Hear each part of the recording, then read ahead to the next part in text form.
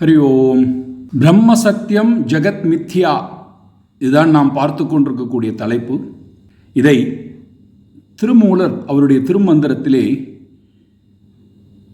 மரத்தை மறைத்தது மாமத யானை, மரத்தில் மறைந்தது மாமத யானை, பரத்தை மறைத்தது பார்முதல் பூதம், பரத்தில் மறைந்தது பார்முதல் பூதமே என்று மரத்தை எடுத்துக்கொண்டு மரம் என்பது சத்தியம், அதில் வடிவமைக்கப்பட்டுள்ள யானை என்பது மித்யா, வெறும் கற்பனை. யானைக்கு உருவம் இல்லை, யானைக்கு உண்மைத்தன்மை இல்லை, யானை என்பதே அங்கே இல்லை, இருப்பது மரம் மட்டுமே. அதே போல பரத்தை மறைத்தது பார்முதல் பூதம், இந்த பரமாத்மாவை முக்குணங்கள் மறைத்து கொண்டிருக்கிறது யானையைப் போல.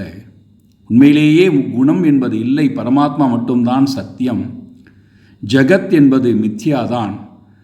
ஆனால் நமக்கு அந்த உண்மைத்தன்மை தெரியவில்லையே. ஜகத்தை நான் பார்க்கிறேனே, குழந்தை யானையை பார்ப்பதைப் போல நானும் இந்த உலகத்தை, ஜீவனை, ஈஸ்வரனை பார்க்கிறேனே என்றால் அது நம்முடைய அறியாமை.